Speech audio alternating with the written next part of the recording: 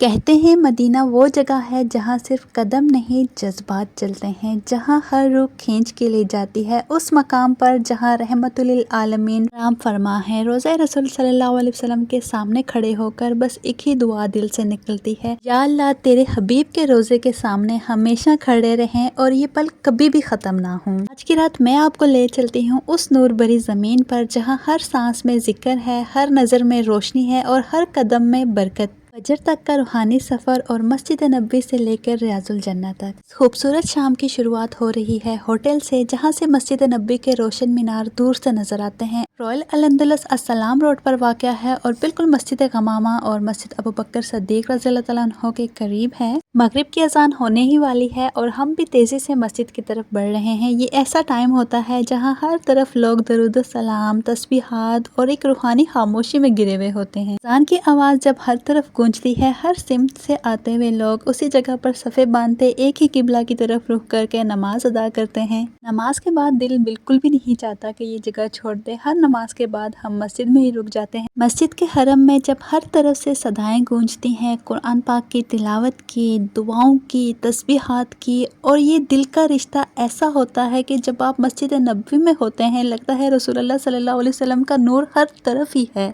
ہر زبان اپنے انداز میں، ہر دل اپنے جذبات میں درود و سلام بھیج رہا ہوتا ہے۔ کوئی آنکھوں سے بھیجتا ہے، کوئی لبوں سے، اور کوئی صرف دل کی خاموشی میں، لیکن ہر سلام اس روشنی میں چھپ جاتا ہے جہاں رحمت کا دریا بہتا ہے۔ سلام اس پر کہ جس نے بے کسوں کی دستگیری کی،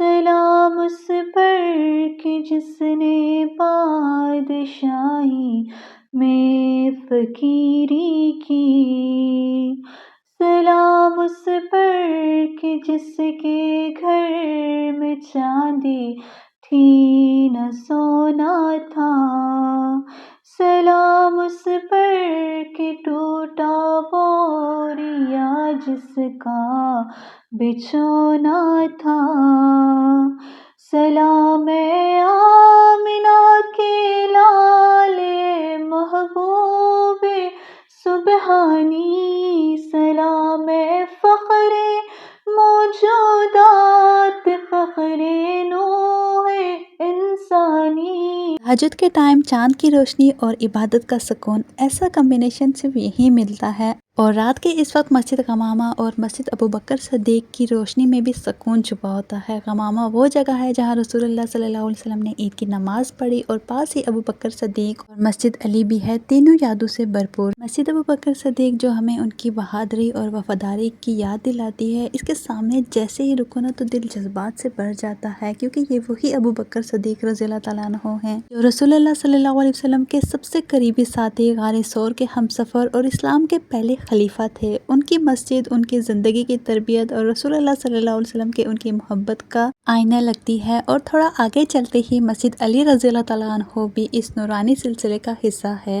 حضرت علی رضی اللہ تعالیٰ عنہ علم کا دریا، شجاعت کا پیکر، اور نبی کریم صلی اللہ علیہ وسلم کے گھر کا فرد۔ ہر گزرتا ہوا رستہ ہی آپ کو کسی نہ کسی عظیم ہستی تک ضرور لے جاتا ہے۔ اسی لیے ہم یہاں کافی دیر رکے رہے، چاند کی روشنی میں مدینہ کی ٹھنڈی ہواؤں کو محسوس کرتے رہے، بس دیکھتے رہے یہ نورانی مناظر۔ ویسے بھی تہجد کی اذان میں تھوڑا وقت تھا، اسی لیے ہم نے سوچا اس لمحے کو محسوس کریں، ہر سانس میں مدینہ کا سکون سمیٹ لیں، اور مسجد نبوی کی طرف اٹھتا ہوا ہر قدم برکتوں سے بھر جاتا ہے۔ ساتھ ہی ساتھ ہم تھوڑی بہت مسجد نبوی کی ہسٹری کے اوپر بھی بات کرتے ہیں۔ یہ وہی مبارک مسجد ہے جس کی بنیاد رسول اللہ صلی اللہ علیہ وسلم نے اپنے مبارک ہاتھوں سے رکھی، جہاں ہر اینٹ، ہر دیوار ان کی رحمت کا نشان ہے۔ مسجد نبوی کا آغاز ہجرت کے بعد مدینہ منورہ میں ہوا، جب رسول اللہ صلی اللہ علیہ وسلم مدینہ پہنچے۔ یہ وہی جگہ تھی جہاں ان کی اونٹنی بیٹھ گئی تھی، وہی زمین مسجد نبوی کے لیے چنی گئی۔ آپ صلی اللہ علیہ وسلم نے خود اپنے مبارک ہاتھوں سے اس مسجد کی تعمیر میں حصہ لیا۔ آپ صلی اللہ علیہ وسلم نے اپنے مبارک ہاتھوں سے اینٹیں اٹھائی، مٹی ملائی، اور اپنے اصحاب کے ساتھ مل کر یہ پاک عمارت تعمیر کی، جو ہمارے لیے ایک مسجد نہیں، ایک روحانی مرکز ہے، جہاں کا کیا ہوا ہر سجدہ ایک جذبہ بن جاتا ہے، جہاں کا ہر درود، ہر سلام، دل سے اٹھتی ہوئی دعا، ہر شخص ہی اپنے طریقے سے رسول اللہ صلی اللہ علیہ وسلم کو یاد کرتا ہے۔ کسی کی آنکھوں میں آنسو ہوتے ہیں اور کسی کے ہونٹوں پر مسکراہٹ ہوتی ہے۔ میں کبھی کبھی مکہ سے مدینہ کے سفر کے بارے میں سوچتی ہوں نا، تو ہم چند کلومیٹر میں بائی کار سفر طے کر لیتے ہیں، لیکن ہمارے پیارے نبی حضرت محمد صلی اللہ علیہ وسلم نے اپنے دور میں 410 کلومیٹر کا آدھا سفر اونٹ پر اور آدھا سفر پیدل چل کر طے کیا، صرف اور صرف دین کو پہنچانے کے لیے، ہدایت کے لیے، اسلام کو پھیلانے کے لیے۔ اسی لیے مسجد نبوی صرف عبادت کا مقام نہیں، یہ زندگی کے ہر موڑ پر ہدایت کا رستہ ہے، اور ہر مومن کا دل چاہتا ہے کہ وہ زندگی میں کم از کم ایک بار اس روشن مسجد کے سائے تلے ضرور آئے اور روضہ رسول پر اسپیشلی ضرور سلام پیش کرے۔ مجھے سمجھ نہیں آتی میں کن الفاظ میں اپنے نبی کی مسجد نبوی اور روضہ رسول صلی اللہ علیہ وسلم کی تعریف بیان کروں۔ میرے پاس تو الفاظ بھی نہیں ہیں۔ الحمدللہ یہ ایک ایسا سکون ہوتا ہے، مدینہ کی مٹی میں ایک سکون ہوتا ہے، اور اس مٹی پر بسنے والی ایک مسجد نبوی جہاں ہر قدم پر محبت کی مثال ہے، جہاں ہر ایک نظر ایک ہی منزل ڈھونڈ رہی ہوتی ہے، روضہ رسول صلی اللہ علیہ وسلم۔ اور پھر تہجد کی اذان سنائی دی۔ یہ ٹائم تہجد کا تھا اور ہر طرف ایک روحانی سا سناٹا تھا۔ یہاں کھڑے ہر مسلمان کی قسمت، جس نے بھی ریاض الجنہ جانا تھا، ان سب کو تہجد کی نماز باجماعت ریاض الجنہ میں ادا کرنے کا موقع مل گیا۔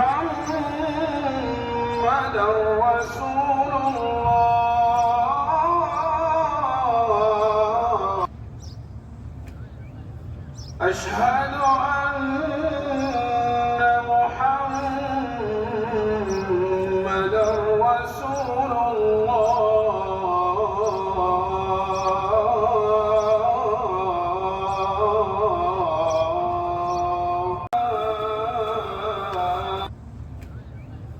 أشهد أن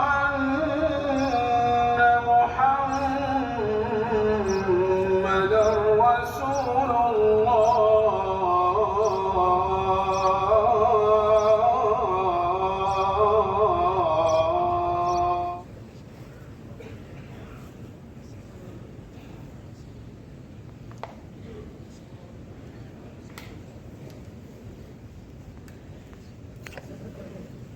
یہاں پر موجود تمام مردوں نے تہجد کی باجماعت نماز جنت کے ٹکڑے میں ادا کی، اور الحمدللہ یہ ہے ریاض الجنہ، وہ جنت کا ٹکڑا جس کے لیے لوگ دور دور سے آتے ہیں اور دعا کرتے ہیں کہ بس کچھ لمحے ہمیں وہاں مل جائیں اور ہم یہاں پر حاضری دے لیں۔ مردوں کے لیے ریاض الجنہ کی زیارت کے لیے نسک ایپ سے پرمٹ لینا ضروری ہے۔ نسک ایپ ڈاؤن لوڈ کر کے آپ پریئنگ ان ریاض الجنہ مین کے آپشن کو سلیکٹ کریں اور وہاں پر ڈیٹ اور ٹائمنگ چوز کر لیں، اور پھر QR کوڈ بھی لے لیں۔ نارملی مردوں کے لیے ریاض الجنہ کا وقت رات کو 12:30 سے فجر کے درمیان تک کا ملتا ہے۔